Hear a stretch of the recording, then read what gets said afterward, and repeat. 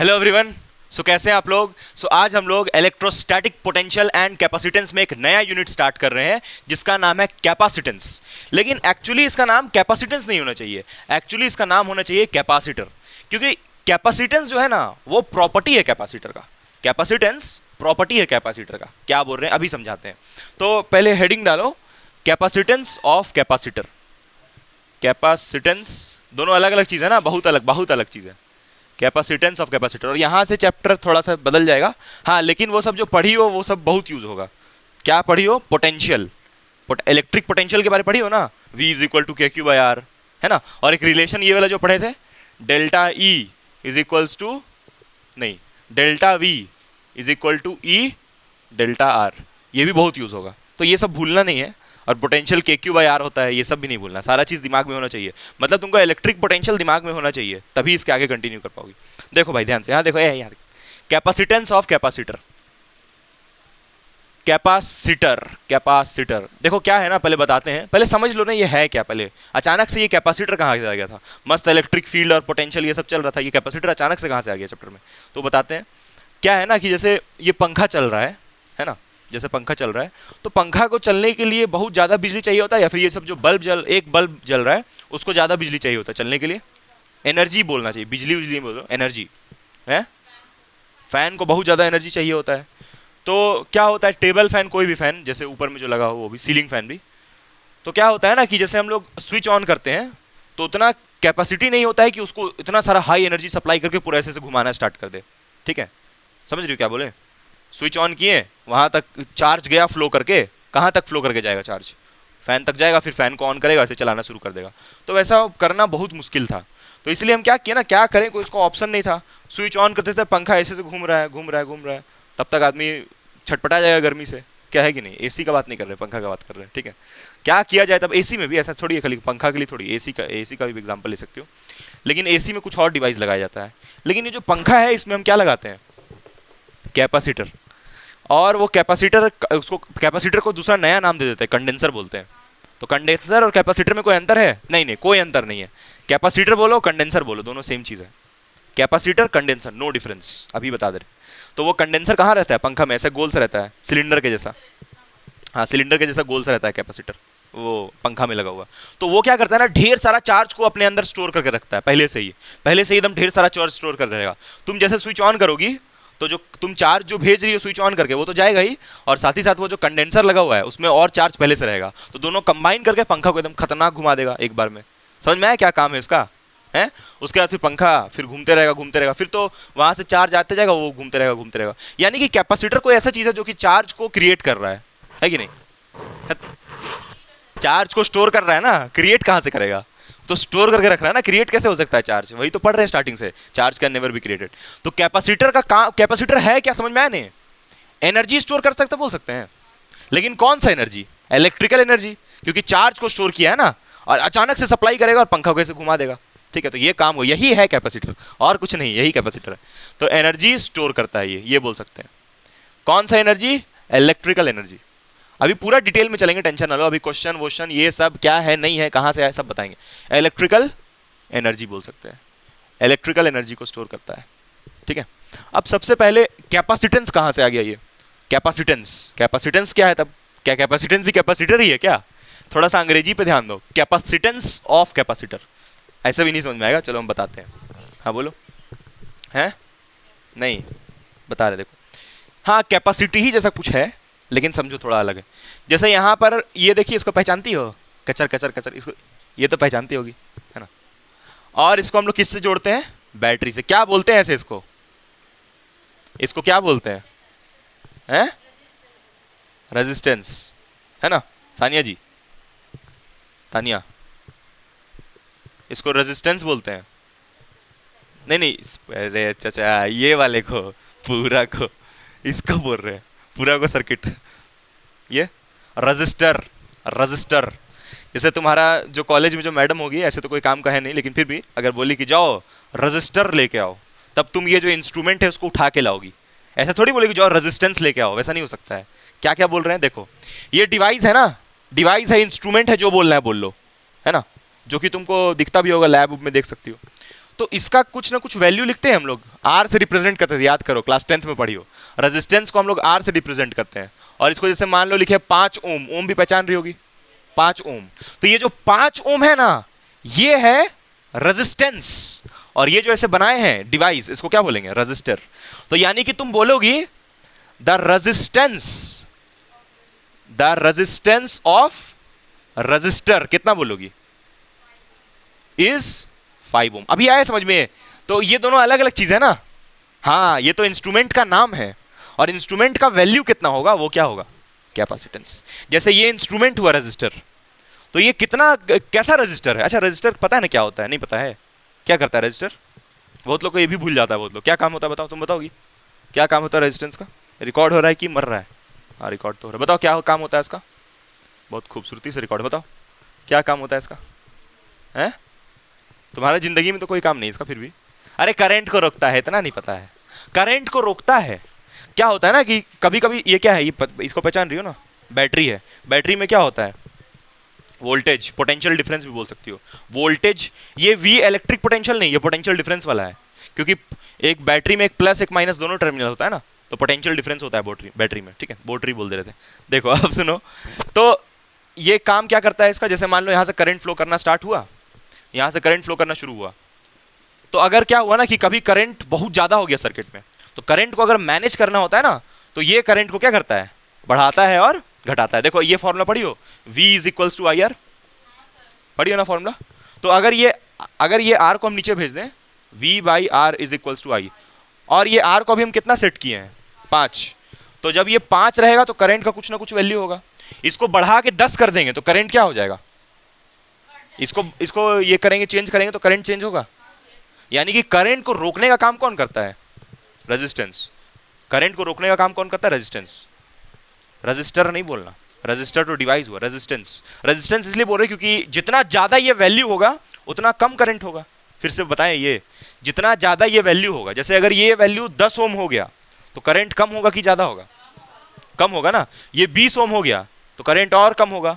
तो यानी कि जो करंट का पाथ में अपोजिशन ऑफर करे, अपोज करे, जो करंट को रोके, तो उसको बोलते हैं रेजिस्टेंस। इसको क्या तो हिंदी में कैसे तो बोलते थे, क्या पता नहीं, हिंदी में क्या खतरनाक नाम था हिंदी में भी इसका, क्या पता नहीं बोलते थे। तो ये फॉर्मूला होता है इसका, और यहां पर आर को रजिस्टर बोलोगी, रेजिस्टेंस बोलोगे। रजिस्टर तो ये डिवाइस हो गया, ठीक है। अभी क्लियर हुआ डिवाइस और इसमें।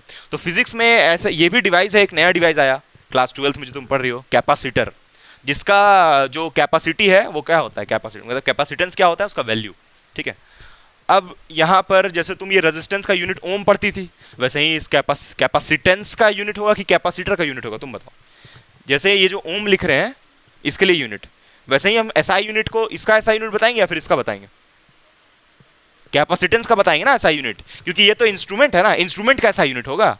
है, हम मोबाइल फोन लेके आएंगे, बोलेंगे इसका एसआई यूनिट बताओ, ऐसे होगा? नहीं ना होगा। हाँ, मोबाइल फोन कितना कितना वोल्टेज उसको दे रहे हैं, तो कितना चार्ज हो रहा है, तो उसका ना यूनिट बताएंगे। तो कोई इंस्ट्रूमेंट का यूनिट थोड़ी होता है जी। इंस्ट्रूमेंट में जो डिवाइस काम कर रहा है उसका वैल्यू, उसका एसआई यूनिट होता है। तो यानी कि एसआई यूनिट इसका डिफाइन करेंगे, मतलब जो चीज है, जो पढ़ाई करना है वो इसके बारे करना है यार, इसके बारे। ये तो इंस्ट्रूमेंट है, ये तो तुमको समझा दिया हम एक लाइन में क्या होता है, कहाँ लगता है ये भी बता दिए। हाँ, अब ऐसा थोड़ी है कैपेसिटर एक ही आया, अरे इसमें बहुत दिमाग लगाए। तुमको क्या लगता है, रात में सोए वैसे सुबह उठे, पंखा को जल्दी तेज चलाना है, एकदम लाकर कैपेसिटर लगा दी, वैसे थोड़ी हुआ। बहुत लंबा चौड़ा कहानी है उसके ऊपर, ठीक है। तो हम लोग वही धीरे धीरे धीरे करके मैथमेटिकली धीरे धीरे करते करते करते फिर एक टॉपिक पढ़ना है, पैरेलल प्लेट कैपेसिटर। नाम सुनिए उसका, पैरेलल प्लेट। इससे 100% क्वेश्चन आएगा, इससे 100% नीट में भी क्वेश्चन आएगा, जेई में भी आएगा, और तुम्हारा बोर्ड एग्जाम में भी 100% आएगा, ठीक है। पैरेलल प्लेट कैपेसिटर क्यों पता है इतना फेमस? ये एनसीईआरटी में तो डायरेक्ट इसको समझाया है, 2-3 पेज, एक पेज समझाया है शायद, जहां तक हमको याद है, उसका डायरेक्ट इसको स्टार्ट कर दिया है। तो वो एक पेज क्या समझाया इसके बारे में, वही अभी तुमको बताएंगे, एसआई यूनिट ये सब बताएंगे। पहले इसको लिखो, कि पहले ये वाला लिख लो। चलो तुमको अभी पहले कैपेसिटर समझ, रुक जा एक मिनट, पहले तुमको थोड़ा हम बता देते हैं।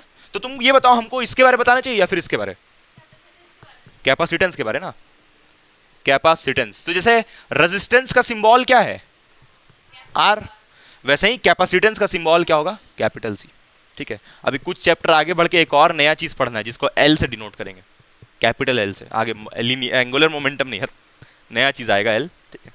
तो उसके बारे में भी पढ़ना है। तो मैंने कि 3 इंस्ट्रूमेंट के बारे में तुमको पढ़ना है। रेजिस्टेंस पहले से ही पढ़ी हुई हो, हाँ। अभी कैपेसिटर, रेजिस्टेंस के बारे मतलब पहले से ही पढ़ी हुई है, अभी कैपेसिटेंस के बारे पढ़ रही हो, आगे चल के इंडक्टेंस एक नया चीज़ है उसके बाद, खैर उस पर बाद में बात करेंगे। फिर पता है तीनों को जोड़ देंगे, फिर वो आर सी और एल तीनों को कंबाइन कर देंगे, तीनों को जोड़ के एक खतरनाक सर्किट बनाएंगे, खूंखार एकदम, ठीक है। चलो तो अच्छा ये दिखता कैसा हो, तो बनाया ही नहीं, ऐसा ऐसा दिखेगा तुमको, ऐसे छोटू सा दिखेगा नहीं। इसके बारे बता रहे हैं, इसके बारे में हम कुछ नहीं बता रहे हैं, ये जो पैरेलल प्लेट कैपेसिटर बता रहे हैं ना, उसके बारे में हम बना के ऐसा दिखेगा, ऐसा दिखेगा, इसी को पैरेलल प्लेट कैपेसिटर बोलते हैं।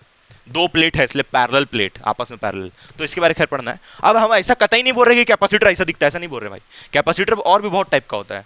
जैसे इसको तो पैरेलल प्लेट बोल रहे हैं ना, दो टाइप का और कैपेसिटर होता है, यहाँ नाम लिख देते हैं उसका, एक ये हो गया, एक और होता है सिलिंड्रिकल कैपेसिटर। सिलिंड्रिकल कैपेसिटेंस लिखना चाहिए क्या हमको, सिलिंड्रिकल कैपेसिटेंस लिखना चाहिए, नहीं नहीं, इंस्ट्रूमेंट बता रहे हैं ना कौन सा है, तो इंस्ट्रूमेंट नहीं डिवाइस बता रहे हैं, तो सिलिंड्रिकल कैपेसिटर लिखें, सिलिंड्रिकल कैपेसिटर। उसके बाद एक और पढ़ना है जिसके बारे में सबसे ज्यादा डिस्कशन करेंगे, स्फेरिकल कैपेसिटर, स्फेरिकल कैपेसिटर।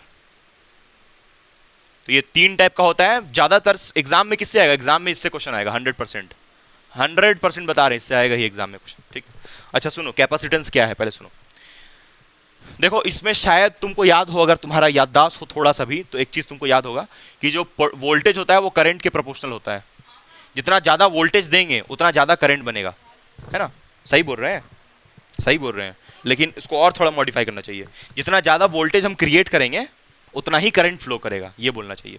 ऐसा नहीं बोलना चाहिए जितना ज्यादा वोल्टेज देंगे उतना ज्यादा करंट होगा, ये थोड़ा उतना सही नहीं है। ये क्या बोलना चाहिए सही, जितना ज्यादा वोल्टेज हम वहां पर सप्लाई किए रहेंगे उसी हिसाब से वहां पर करंट बनेगा। अगर इसको 5 वोल्ट रखेंगे तो 5 एम्पियर बनेगा करंट, इसको 10 वोल्ट रखेंगे तो 10 एम्पियर, मतलब इसी के हिसाब से करंट क्या होगा, सेट होगा। आया समझ में यहाँ तक, ठीक है। हाँ उसके बाद यहां से ये प्रोपोर्शनलिटी हटाए तो यहाँ पर कांस्टेंट क्या दिए, आर, समझिए यहाँ तक, ठीक है। ठीक वैसे ही इसके लिए भी, कैपेसिटेंस के लिए भी, जो कैपेसिटेंस होता है, कैपेसिटेंस नहीं है, जो चार्ज होता है वो प्रोपोर्शनल होता है वोल्टेज के। ये सही है क्या, कुछ और इसमें लिखें, चार्ज वोल्टेज के प्रोपोर्शनल होता है कि वोल्टेज चार्ज के, चलो बताओ सोच के। जैसे यहाँ पर बताएं कि वोल्टेज करंट के है, वैसे ही यहाँ पर चार्ज वोल्टेज के प्रोपोर्शनल या वोल्टेज चार्ज के प्रोपोर्शनल, ठीक है। पहले इसको लिखो फिर बताते हैं, पहले इसको लिखो फिर बता रहे। देखो पहले एक बात समझो कि यहाँ पर जो हम लिखे हैं charge is directly proportional to voltage, ये सही है, क्योंकि अब हम लोग जो जैसे जो कैपेसिटेंस हम लोग पढ़ रहे हैं, कैपेसिटर के बारे नहीं पढ़, कैपेसिटर तो डिवाइस हुआ तो समझ गए क्या काम होता है उसका, उसके अंदर का जो बात है, उसका अंदर का बात कौन है, कैपेसिटेंस, है ना। क्योंकि हमको जो भी वैल्यूज, जो भी न्यूमेरिकल्स दिया रहेगा वो कैपेसिटेंस के ऊपर दिया रहेगा ना, कैपेसिटेंस पूछेगा मेरे से सवाल में, समझी। तो यहाँ पर तुम जितना चार्ज दोगी ना, अच्छा कैपेसिटर का काम क्या है बताओ, चार्ज स्टोर करना, चार्ज स्टोर करना, तो तुम जितना चार्ज उसको दोगी मतलब नहीं समझी, दोगी मतलब ये तुम बना के दे दोगे उसको चार्ज, चार्ज वो कहाँ से लेगा, आया कहाँ से चार्ज उसमें है। जैसे देखो कैपेसिटर, जैसे बोलते हैं ना, अरे यार कंडेंसर खराब हो गया इसलिए पंखा काम नहीं कर रहा है, तो इसका मतलब क्या हुआ कि है तो ठीक ठाक, जला भी नहीं है, लेकिन क्या किया, उसका जो काम था चार्ज को स्टोर करके रखना वही कम कर दिया। जैसे अभी क्या हुआ कि स्विच ऑन किए तो वो सारा चार्ज अपना दे दिया, ले चल जा पंखा, तो पंखा घूमना स्टार्ट हो गया, उसके बाद उसके पास तो खत्म हो गया ना चार्ज, तो फिर वापस उसको चार्ज लेना पड़ेगा ना, तब ना फिर चार्ज होकर फिर से वापस सप्लाई करने के लिए तैयार रहेगा। समझ में आया बात मेरा है। तो यानी कि चार्ज लेना और चार्ज लेके तब क्या बनाना उसका, वोल्टेज। तो यानी चार्ज वो पहले उस पर स्टोर होगा, उसके बाद वोल्टेज बनेगा, यानी कि चार्ज बढ़ाने से उसका वोल्टेज क्या होगा, इंक्रीज होगा। किसका किसका किसका, कैपेसिटर का। जितना ज्यादा चार्ज देंगे उसको उतना ज्यादा उसका क्या होगा, वोल्टेज, ठीक है। चार्ज देंगे नहीं यार, चार्ज वो स्टोर करेगा, अब जितना चार्ज स्टोर करने का उसका कैपेसिटी होगा उतना ज्यादा वोल्टेज क्रिएट होगा उसमें, और जितना वोल्टेज क्रिएट होगा उतना अच्छा रहेगा। अब देखो समझा रहे कैसे, क्या बोले, देखो यहां से प्रोपोर्शनलिटी हटाएंगे, अब प्रोपोर्शनलिटी हटा के यहाँ पर एक कांस्टेंट देंगे C, और फिर यहाँ पर लिखेंगे V। तुम लोग दिखे जाती हो हमको ना ये मुड़ते तो Q इक्वल टू क्या होगा, CV। प्रोपोर्शनलिटी हटाए तो यहाँ पर एक कांस्टेंट दिए C, यानी कि C तो कांस्टेंट है, हाँ C कांस्टेंट है, और ये कांस्टेंट को हम लोग क्या बोल रहे हैं, कैपेसिटर, कैपेसिटेंस। तो यानी ये समझ में आया कि जो C होता है वो तो कांस्टेंट होता है। क्या मतलब है इसका, मतलब जो जैसे एक जो कैपेसिटर होता है, एक कैपेसिटर है मान लो, ठीक है, उसका जो भी वैल्यू है वो फिक्स रहेगा, वो तुम चेंज नहीं कर सकती हो। फिर से एक बार, जो कैपेसिटर होता है उसका जो भी वैल्यू होगा, एक वैल्यू दिया रहेगा ना कि इतना इसका, इतना कैपेसिटेंस है इसका, कुछ भी वैल्यू दिया रहेगा। जैसे तुमको थोड़ा सा बता भी देते हैं, जैसे मान लो कि ये कैपेसिटर ऐसे बना रहे हैं ना, अभी पैरेलल प्लेट बना रहे हैं, बाकी आप बाद में बताएंगे। तो इसका कैपेसिटेंस मान लो C है। अब इसका हम तुमको वैल्यू बोल दिए 5 फराड। अब ये फराड क्या होता है? SI यूनिट होता है। ये जो कैपेसिटेंस पढ़ रहे हैं ना, उसका SI यूनिट क्या होता है? फराड। बाद में बताएंगे कैसे होता है, क्या होता है। फराड होता है। फराड क्योंकि वो साइंटिस्ट का नाम उनसे कहाँ से आया, तो फराड नाम रखना, ठीक है। नहीं फराडे कहाँ से, तो फराड होता है इसका SI यूनिट, ठीक है। 5 फराड। तो ये 5 फराड चेंज नहीं होगा, तो चेंज क्या होगा तब? चार्ज और वोल्टेज। चार्ज और वोल्टेज इसी को चेंजेस कर सकते हैं। मतलब चार्ज बढ़ाएंगे तो वोल्टेज उसका और बढ़ेगा, और उसी हिसाब से वो क्या करेगा, वो उसमें एनर्जी क्रिएट होगा, उतना ही वो सप्लाई करेगा। लेकिन उसका जो कैपेसिटेंस लिख दिया एक बार 5 फराड, तो वो फिक्स हो गया, उसको फिर नहीं बदल सकते हैं। तो वही बोल रहे हैं कि यहाँ पर जो C है वो कांस्टेंट है। लेकिन जरूरी नहीं है कि हर कैपेसिटर का C सेम हो, ऐसा होगा क्या? नहीं। एक कैपेसिटर जैसे मेरे पास है उसका 5 फराड है, दूसरा एक और कैपेसिटर उसका 10 फराड है, तो अलग अलग कैपेसिटेंस हो सकता है। लेकिन एक मेरे पास जो वो रहता है कंडेंसर जो हम लगाते हैं, उसका कैपेसिटेंस अगर 5 है तो हमेशा वो कितना रहेगा? 5 ही रहेगा। तो उसमें क्या चेंज हो सकता है? तो चार्ज और वोल्टेज। और चेंज पहले कौन होगा? चार्ज। तब क्या बनेगा? वोल्टेज बनेगा। उसी हिसाब से वो एनर्जी स्टोर करेगा। थोड़ा थोड़ा आया समझ में? चलो अभी थोड़ा और इसको डिफाइन करते हैं, इसको और डिफिनेशन लिखते हैं, तब समझ में आएगा। तो इसका यहाँ से यानी कि ये समझ में आया कि Q इक्वल टू C। अब इसी को बहुत अलग अलग तरीके से लिखेंगे। C equal to Q/V। ये असली है, ये एक्चुअल तुमको डिफिनेशन बता रहा है। ये जो लिखा है ना, ये एक्चुअल डिफिनेशन बता रहा है। अब जरा तुम ये बताओ कि कैपेसिटर का काम होता है चार्ज स्टोर करना, तो यहाँ पर C इक्वल टू Q होना चाहिए ना। ये वोल्टेज क्यों आ रहा है यहाँ पर? यहाँ पर ये वोल्टेज क्यों आ रहा है? ये V लिखने का क्या जरूरत पड़ा है? यहाँ पर V लिखने का क्या जरूरत पड़ा? यहाँ जरूरी 3 वो फॉर्मूला से आया, वो सब ठीक है, लेकिन यहाँ पर V यहाँ पर डिवाइड होने से हमको फायदा है या नुकसान है? ठीक है। चलो पहले एक काम करते हैं कि एक डिफिनेशन लिखते हैं इसका कैपेसिटेंस का, फिर उसके बारे में बात करेंगे कि यहाँ पर ये जो V नीचे में डिवाइड में आ रहा है, डिवाइड में कैसे है समझ गए ना, ये V को नीचे भेज दिए, तो उसके फायदा है कि नुकसान है, उसके बारे में बात करेंगे, ठीक है। क्योंकि न्यूमेरिकल में यूज होगा, इसलिए कंसेप्ट इसका। देखो पहले अगर ये समझना है कि यहाँ पर, अच्छा ये V को तुम क्या रखना पसंद करोगी, पहले ये बताओ। ये V अगर यहाँ डिवाइड हो रहा है तो इस V को तुम कम रखना पसंद करोगी, बहुत कम मतलब लेस एकदम, या फिर तुम बहुत ज़्यादा रखना पसंद करोगी, हाई हैं? मीडियम? कपड़ा खरीद रही हो क्या? कपड़ा का साइज सेलेक्ट कर रही हो? यहाँ पर ये V को हम लोग कम रखना पसंद करेंगे, बहुत बहुत बहुत बहुत ज़्यादा कम, जितना कम हो सके उतना कम। क्या फायदा होगा उससे? पहले तो ये C का मतलब पढ़ो जो तुमको सब समझाया ना, कैपेसिटेंस C का मतलब, उसके बारे देखो, सारा बात लिखो जो तुमको समझाए। द इलेक्ट्रिकल कैपेसिटेंस मतलब वही कैपेसिटेंस के बारे, simple is of a conductor is the measure of its ability to hold charge. Hold charge मतलब अगर होल्ड सम चार्ज, जैसे मान लो कि अगर हम कैपेसिटेंस का वैल्यू बोलते हैं 2 फराड, कैपेसिटेंस का यूनिट अभी फराड बस बताए हैं ना, और अगर इसका एक और हम यूनिट बोलते, एक और कैपेसिटेंस बताते हैं 3 फराड, ज्यादा चार्ज किस में स्टोर होगा? 3 फराड वाले में ज्यादा एबिलिटी होगा चार्ज स्टोर करने का, क्योंकि C का मतलब वही है कि एबिलिटी कितना है चार्ज को होल्ड करने का, तो ज्यादा एबिलिटी इसमें होगा, क्योंकि इसमें 3 तुमको दिखा। तो इसका एबिलिटी ज्यादा कैसे हुआ? क्योंकि इसमें वोल्टेज क्या होगा? कम होगा। तो यानी कि तुम इस V को यहां पर दिख भी रहा होगा तुमको, C और V कैसा दिख रहा है? इनवर्सली दिख रहा है। तो तुम तो बोलोगी सर अभी तो आप बताएं कि C कांस्टेंट होता है, लेकिन कांस्टेंट होता है एक डिवाइस के लिए। जैसे एक डिवाइस जब हम बना रहे थे, सुनो हमको एक कैपेसिटर बनाना है, जैसा ऐसा मान लो ये कैपेसिटर को बनाना है, तो इसका जो वोल्टेज है, वोल्टेज यानी कि V, उसको अगर हम कम कर देंगे तो इसका कैपेसिटेंस क्या हो जाएगा? बढ़ जाएगा। तो उससे फायदा क्या होगा हमको? हम ज्यादा से ज्यादा इसमें चार्ज स्टोर करने सकेंगे, क्योंकि C बढ़ने का मतलब समझती हो?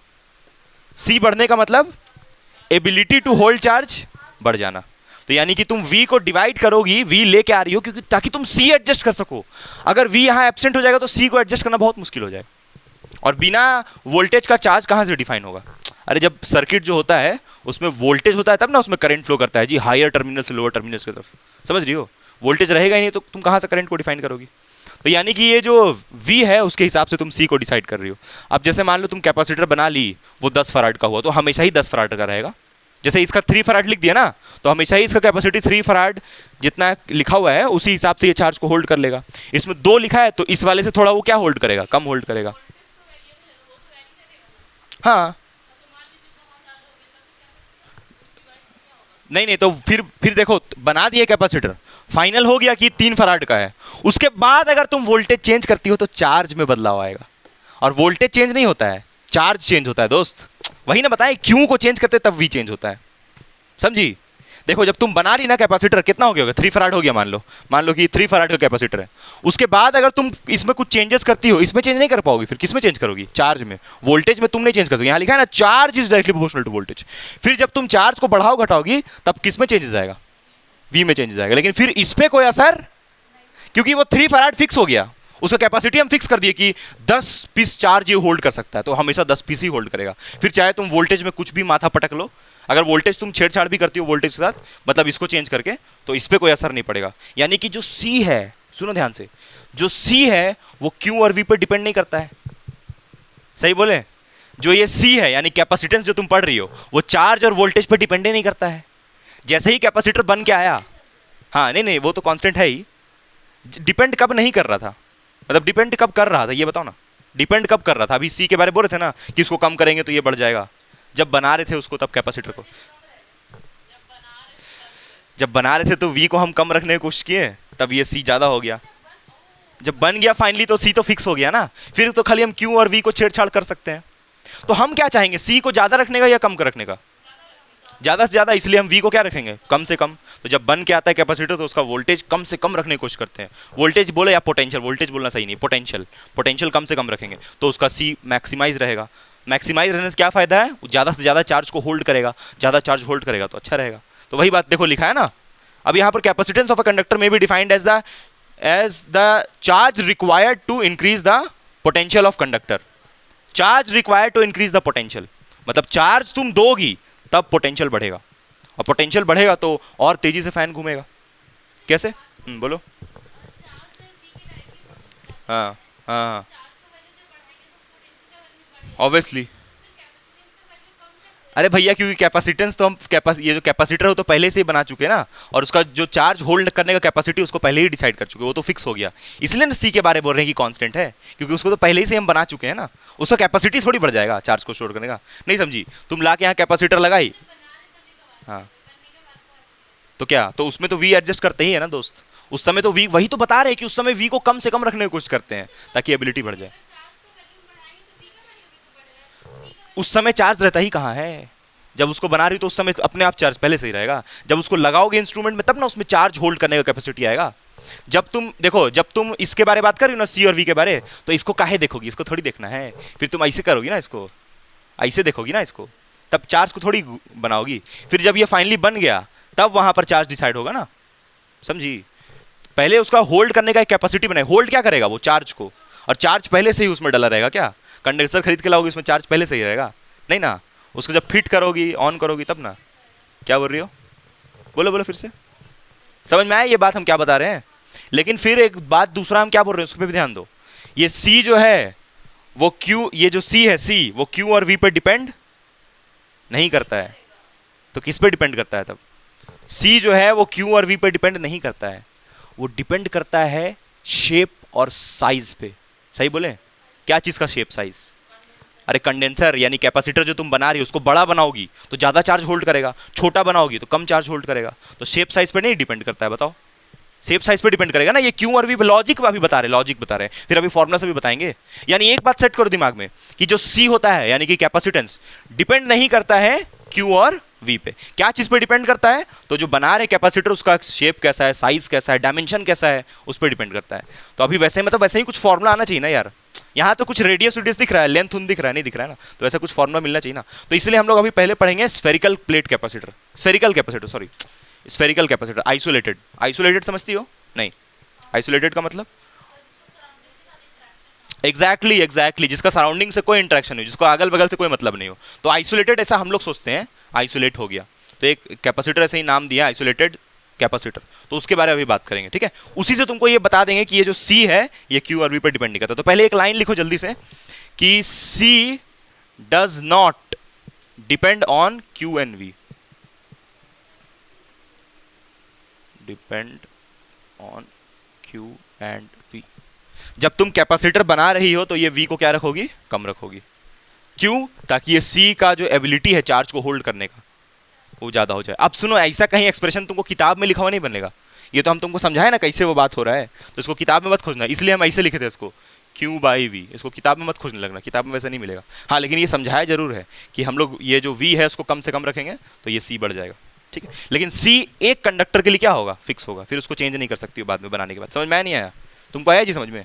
तुम लोगों को नींद आ रहा है क्या कि ये समझ में आ गया जो हम बताएं अभी? ठीक, बोलो। पहले यूनिट समझ लो, फिर स्फेरिकल कैपेसिटर पे आते हैं। ठीक है, स्फेरिकल कैपेसिटर बताना है ना। अभी क्या बोले वो याद है कि नहीं? सी डिपेंड नहीं करता है क्यू और वी पे, उसी बात को साबित करना है। कैसे? वो कैसे, थोड़ा थोड़ा समझ में आया?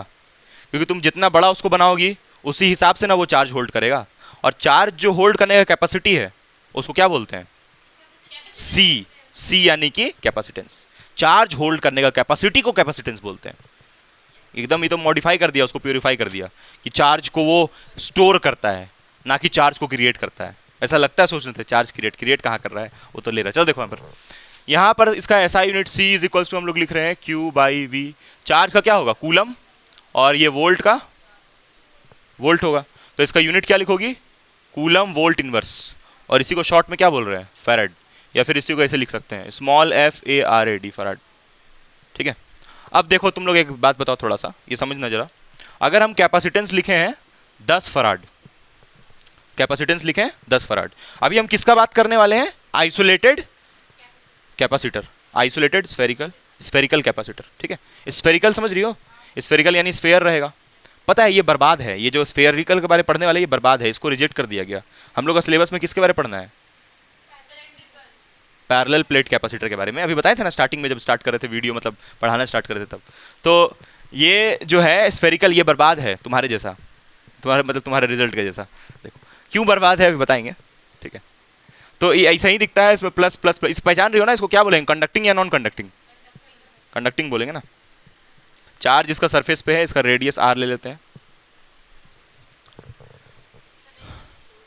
अब यहां पर हम चार्ज मान लो देते हैं 1 कूलम। कितना चार्ज दिए? 1 कूलम। ये वन सी कैपेसिटेंस मत समझ लेना, 1 कूलम। एक जन से पूरा पढ़ाने के बाद पूछो बाबू ये क्या है, तो बोला कैपेसिटेंस। 1 कूलम चार्ज दिए तो वोल्टेज कितना बढ़ेगा? देख भाई, पहले चार्ज दिए तब उसका वोल्टेज 1 वोल्ट बढ़ा, फिर इसको चार्ज अगर 2 कूलम देंगे तो वोल्टेज कितना बढ़ेगा? 2 वोल्ट बढ़ेगा। तो इसका हम लोग अगर कैपेसिटेंस लिखना चाहे तो क्या लिखेंगे? अगर इस केस में कैपेसिटेंस लिखेंगे तो 1 फराड लिखेंगे, क्योंकि फॉर्मूला देखना वहां पर Q बाई वी है ना। तो चार्ज दिए 1 कूलम और वोल्टेज बढ़ा, वोल्टेज अपने आप बढ़ता है, यानी कि चार्ज देने से वोल्टेज बढ़ता है। ये कहां पढ़ी हो? ये स्टार्टिंग से तो वही पढ़ रही हो पगली। देखो यहां पर का मान लो वोल्टेज है V फाइनल है मान लो, और इन्फिनिटी पे क्या है? V initial. याद करो, इन्फिनिटी से उठा के चार्ज लाती थी, वही तो यहां भी कर रहे हैं। इन्फिनिटी से उठा के चार्ज लेके आ रहे हैं और इसमें चिपका रहे हैं। तो चार्ज जैसे यहां चिपकेगा तो वोल्टेज भी क्या होगा? इंक्रीज होगा। समझ में आया क्या बोल रहे हैं हम? समझ में आया? और यहां से यहां तक लाने में वर्क डन होगा। ठीक है, वो सब तुमको मालूम है। यानी कि चार्ज हम लोग लाते जाएंगे यहाँ पर वोल्टेज बढ़ते जाएगा बढ़ते जाएगा बढ़ते जाएगा बढ़ते जाएगा। अच्छा, V इज इक्वल टू पर क्या पढ़ी हो? W बाई Q, ये पढ़ी हो ना फॉर्मूला? तो इसी के बेसिस पे हम बोल रहे हैं। ठीक है, चलो अब देखो, अगर हम यहां पर कैपेसिटेंस कितना लिखे हैं? 10 फराड लिखे हैं कैपेसिटेंस, तो इसको कैसे डिफाइन करोगे 10 फराड को? 10 coulomb by 10 coulomb by 1 volt. अब सुनना बाबू ध्यान से, मान लो यहां पर हम चार्ज देते हैं, इसको 10 कूलम है ना। अच्छा पहले इसको लिखो फिर समझाते हैं, पहले इसको लिख लो इतना, फिर आगे समझाते हैं। पहले इसको लिखो। हाँ वो देखो यहाँ देखो, यहाँ पर क्या लिखे हम कि अगर 10 फराड लिखा है कैपेसिटेंस तो उसका मतलब क्या है? 10 फराड लिखा है तो उसका मतलब 10 कूलम चार्ज है, और वोल्टेज कितना है? 1 वोल्ट। कैसे हुआ ये? किस फॉर्मूला से आया समझ में आया? ये फॉर्मूला देखो लिखा है Q बाई वी, तो Q को हम कितना डाल दिए? 10 कूलम, और यहाँ पर वोल्टेज कितना डालें? 1 वोल्ट। अब सुनो बाबू, बता रहे देखो, मान लो तुम यहाँ पर चार्ज को 20 कूलम कर दी। कितना कर दी? 20 कूलम। तो ये वोल्टेज कितना होगा? 2 वोल्ट। मान लो तुम कैपेसिटेंस को 30 कूलम कर दी, तो वोल्टेज कितना होगा? 3 वोल्ट। अब समझना, देखो सुनो सुनो सुनो सुनो सुनो समझो समझो, 10 कूलम का जब चार्ज दे रही हो तो वोल्टेज कितना बढ़ रहा है? 1 वोल्ट बढ़ रहा है। 20 कूलम का चार्ज दे रही हो तो वोल्टेज कितना बढ़ रहा है? 2 वोल्ट बढ़ रहा है। लेकिन बाबू इसमें देखो, ये वाले में, यहां जो अभी समझाए थे, यहां पर अगर तुम ये चार्ज 1 कूलम दे रही हो, चलो ये बना के बताते हैं, C is equals to 1C by 1V होगा ना यहाँ पर। अरे यहाँ पर 1 कूलम 1 वोल्ट है। अब मान लो कि तुम कितना कर दिया? अभी इसको 2 कूलम कर दी, तो 2 कूलम जब की तो वोल्टेज कितना बढ़ा? 2 वोल्ट बढ़ा। तो ज्यादा अच्छा कैपेसिटर कौन सा हुआ? इधर जो डेटा बताएं वो वाला या फिर इधर वाला? हैं? 1 कैसे आया, कहाँ पर, नीचे में बता रहे, देखो यहाँ पर कितना लिखा था कैपेसिटेंस, 10 फराड लिखा था। तो 10 फराड का मतलब क्या होगा, 10 कूलम बाई 1 वोल्ट। मतलब अगर तुम यहाँ पर इसको 10 कूलम को कितना कर दी, 20 कर दी, तो वोल्टेज कितना बढ़ेगा, 2 बढ़ेगा। अब देखो इसको काटो तो 2 1 2, तो वापस यही आ जाएगा घूम के, वापस यही आएगा घूम के, ठीक है। अब जैसे यहाँ पर देखो 1 कूलम बाई 1 वोल्ट लिखा है, तो तुम यहाँ पर 2 कूलम क्या कैसे लिखी, तुम ये 2 कूलम अपने से लिखी हो या फिर 2 वोल्ट अपने से लिखी हो, बताओ। 2 कूलम अपने से बड़ी लिखी हो, क्योंकि तुमको बताया ना कि चार्ज और वोल्टेज प्रोपोर्शनल होता है। तो चार्ज देने से वोल्टेज बढ़ता है ना, तो चार्ज तुम यहाँ पर 1 से बढ़ा के कितना कर दी, तो वोल्टेज कितना बढ़ा, 1 बढ़ा। भाई 1 कूलम चार्ज ला के दी ना, तो 1 बढ़ा ना।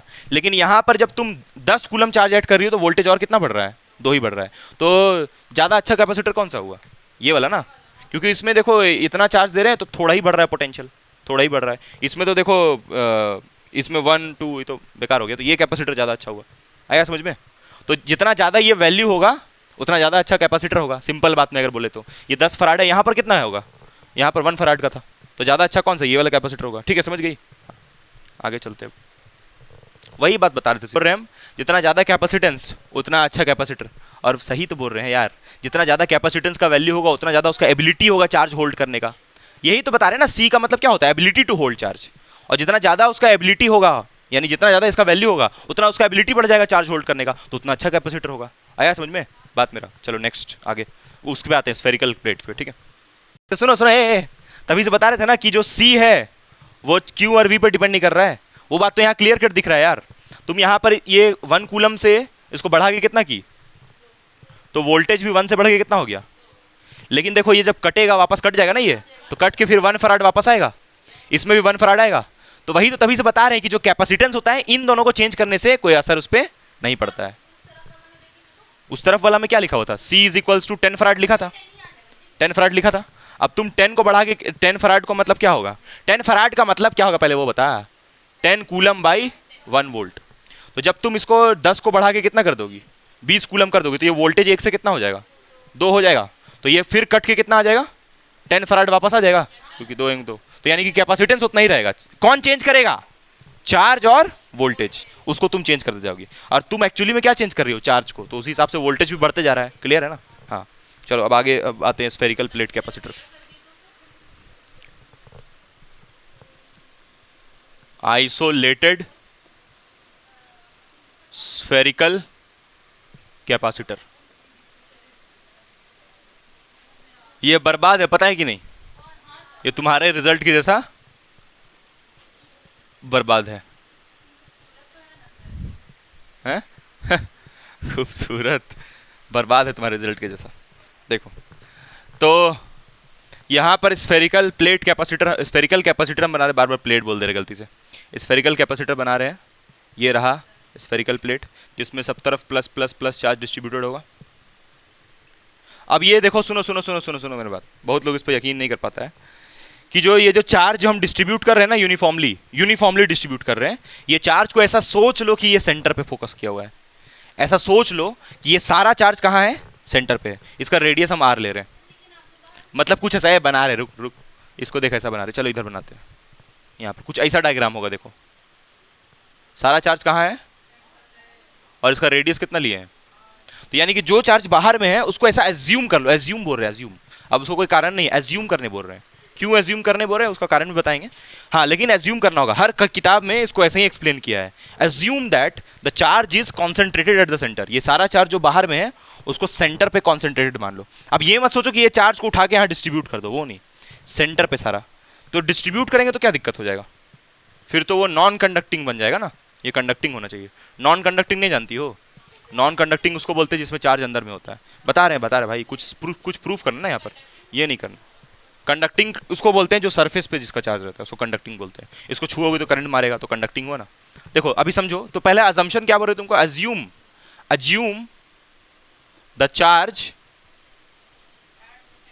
एट द सेंटर,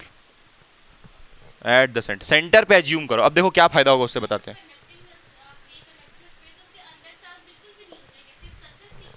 किसमें, कंडक्टर वाले में, बिल्कुल अंदर में 0 होता है चार्ज, एक भी नहीं होता है चार्ज, क्योंकि इलेक्ट्रोस्टैटिक्स पढ़ रही हो ना। अब यहां पर सी का फॉर्मूला क्या बताए थे, बोलो सानिया, सी का formula Q by V, charge by potential. अब इसका पोटेंशियल कौन बताएगा हमको? यहाँ पर पी पॉइंट मान लो, यहाँ पर पी पॉइंट ले लिए। अब इससे आर दूरी पे पोटेंशियल कितना होगा? के क्यू बाई आर होगा। लेकिन अगर तुम लेकिन चार्ज यहाँ तो है ही नहीं है ना, चार्ज तो यहाँ है ना, समझो। चार्ज से पोटेंशियल बनता है ना। देखो तुम लोग ऐसे बताते हैं हम स्टार्टिंग से, ये चार्ज है, चार्ज से हम चल गए मान लो पी पॉइंट पे, तो इसका वोल्टेज मान लो ये आर दूरी है, तो वोल्टेज कितना होगा? ये पढ़ा है ना तुम लोग को, स्टार्टिंग से समझा है ना। तो चार्ज से कुछ दूरी पे जाते हैं ना, तो यहाँ तो चार्ज है ही नहीं है, तो कहाँ दूरी पे जाएंगे? चार्ज तो बाहर में है। इसीलिए अजम्पशन क्या लिए? चार्ज को अंदर ले लो। ये कंसेप्ट, ये जो स्फेरिकल कैपेसिटर है उसका कंसेप्ट को समझने के लिए। और एक्चुअली पता है यार, ये चार्ज बाहर नहीं अंदर होना चाहिए था।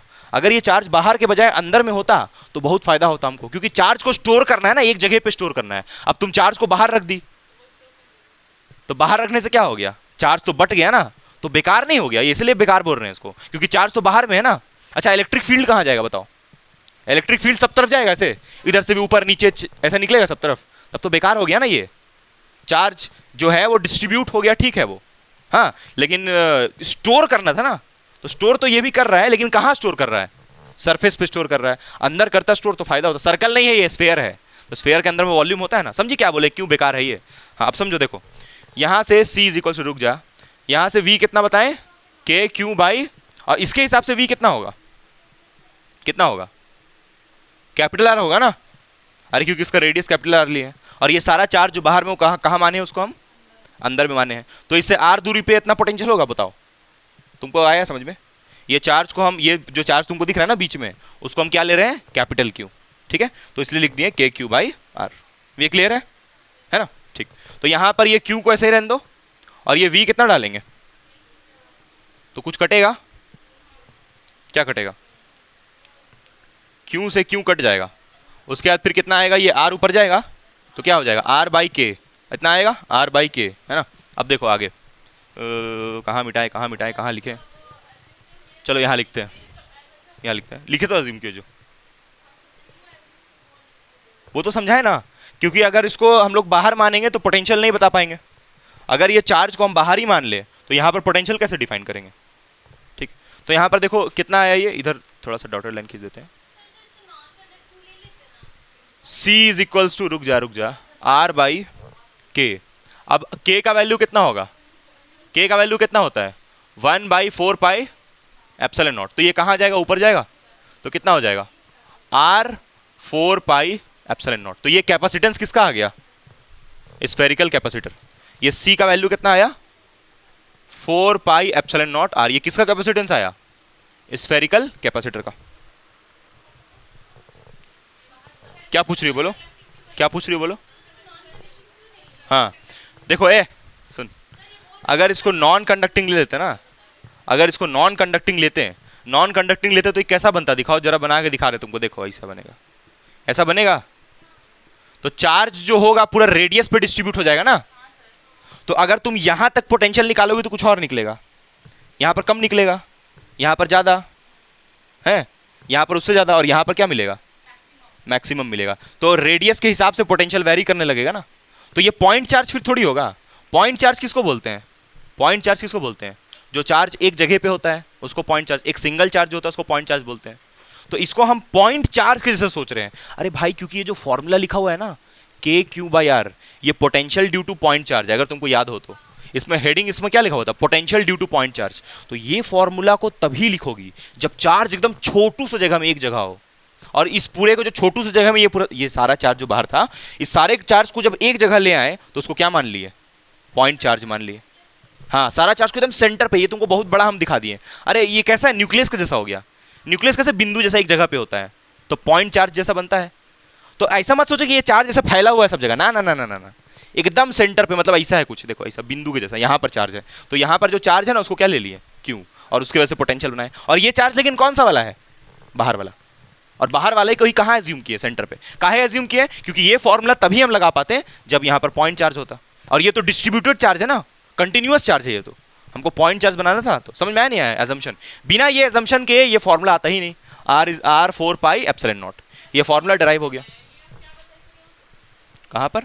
ये यहाँ पर ये बताया ना कि अगर इसको डिस्ट्रीब्यूट कर देते हैं, अगर देखो ये जो चार्ज है इसको सब जगह डिस्ट्रीब्यूट कर देते हैं तब पॉइंट चार्ज नहीं बनता ना, वो हमको सारा चार्ज को एक जगह करना था, तो एक जगह करने के लिए कहाँ पर उसको लेके आएंगे, सेंटर पे लेके आएंगे, वही बोल रहे हैं, सब तरफ डिस्ट्रीब्यूट नहीं करे उसको, सेंटर पे ले आओ, समझी। यहाँ पर ये बता रहे थे कि जो पोटेंशियल होता है वो फॉर्मूला क्या होता है, KQ/R होता है ना, तो पोटेंशियल डिस्टेंस के इन्वर्सली होता है, तो यहाँ पर पोटेंशियल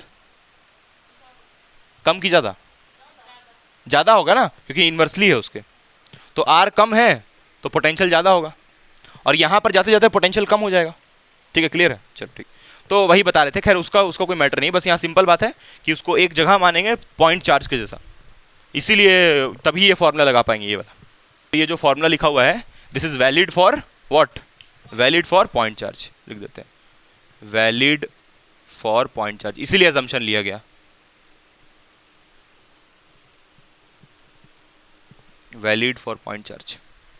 तो अब इससे फायदा क्या हो, सब डेरिवेशन क्यों करवाएं अभी बताते हैं, ताकि तुमको ये बता सकें कि कैपेसिटेंस किस पे डिपेंड करता है, साइज पे डिपेंड करता है, साइज और शेप पे, ठीक है, साइज शेप बोलना उतना सही नहीं है, साइज बोलना ज़्यादा कन्वीनियंट है, क्योंकि देखो इस फॉर्मूला में ये आ रहा है ना, C जो है वो R पे डिपेंड कर रहा है, C जो है वो एप्सिलॉन नॉट पे डिपेंड कर रहा है, मीडियम पे डिपेंड कर रहा है, साइज वाला उतना सही नहीं, साइज ये शेप वाला उतना सही नहीं, शेप नहीं, साइज ठीक है, ठीक है।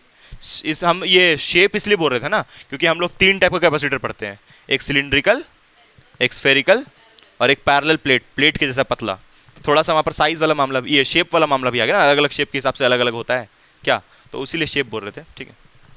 अब जैसे यही वाला है स्फेयर, इसको तुम ऐसे बना दो अजीब सा, तो हो सकता है कैपेसिटेंस, लेकिन वहाँ फॉर्मूला में वैसा कुछ नहीं आ रहा है। चलो ये लिख ली, ये लिखी तो फिर बताते हैं। देखो यहाँ तक, यहाँ ये तो समझाए ना साइड में कि पोटेंशियल पॉइंट चार्ज का इतना होता है, वो सब एक्सप्लेन किए, यहाँ तक लिखना है R/K, उसके बाद ये लिखना है, देखो उसके बाद यहाँ ड्राइव किया ना आगे, C = R/K है, फिर यहाँ पर K का वैल्यू डाले 1/4πε आगे सॉल्व किया, ठीक। बहुत धीरे लिखती तुम लोग, लेकिन ये तो तुम्हारे अपने बारे बोल दी तुम, यूजलेस। देखो यहाँ पर ध्यान दो, ये C = इतना आया, अभी हम बनाए थे, चलो उसी को दोबारा बना रहे, ये रेडियस उसका R था, यहाँ चार्ज है ना तुमको मालूम है, ठीक है, यहाँ चार्ज है, रेडियस R है, और इसका कैपेसिटेंस निकल के आ रहा है, थोड़ा इसको अगर सजा के लिखा जाए तो 4πr∈0, जहाँ पर ये मालूम चला कि कैपेसिटेंस किस पे डिपेंड कर रहा है, रेडियस पे, और किस पे डिपेंड है, भिखारी लोग, ε0। What is ε0, permittivity of free space, medium, air, vacuum, जो बोलना है बोल लो। अब ये ε0 जो होता है वो एयर का फिक्स होता है, अलग अलग मीडियम का एप्सिलॉन वैल्यू अलग अलग होगा, ये पता है ना तुम लोग को, अलग अलग वैल्यूज होगा, तो यानी कि ये कैपेसिटेंस मीडियम पे भी तो डिपेंड करता है, कि तुम कैपेसिटर को कहाँ रखी हो उस पर भी डिपेंड करता है, हाँ मीडियम पे भी डिपेंड करता है, एयर वैक्यूम जो बोलना है बोल लो, तो उसके हिसाब से चेंज होगा। इस वाले का उतना डिस्कशन नहीं है चैप्टर में, उतना डिस्कशन नहीं इस वाले चैप्टर का, लेकिन सवाल में दिया है तो उसमें डिस्कशन करेंगे, क्वेश्चन में इसके ऊपर है, क्वेश्चन नीट में जो क्वेश्चन आया है इसके ऊपर है, और ये तो पता चल रहा है ना क्लियर, ये तो एकदम क्लियर पता चल रहा होगा यार कि अगर तुम रेडियस बढ़ाओगी एकदम क्लियर कट तो कैपेसिटेंस बढ़ेगा, और कैपेसिटेंस बढ़ेगा यानी चार्ज होल्ड करने का कैपेसिटी बढ़ जाएगा, तो और अगर तुम ये इसको कम कर दोगी तो क्या होगा, कैपेसिटी इसका घट जाएगा चार्ज होल्ड करने का, क्लियर मतलब चल रहा है। तो इसीलिए तुम लोग को बता रहे थे कि जो कैपेसिटेंस होता है वो चार्ज और वोल्टेज पे डिपेंड नहीं करता है, साइज पे डिपेंड करता है। तो यानी कि सबसे पहला बात समझ में आया कि कैपेसिटेंस इज इंडिपेंडेंट ऑफ, तो ये एक्चुअल फॉर्मूला हुआ कैपेसिटेंस के बारे में बताने का। अब इसको रिलेट कैसे करें, देखो समझो, देखो अभी थोड़ा देर पहले तुम लोग को एक फॉर्मूला हम बताए थे, V =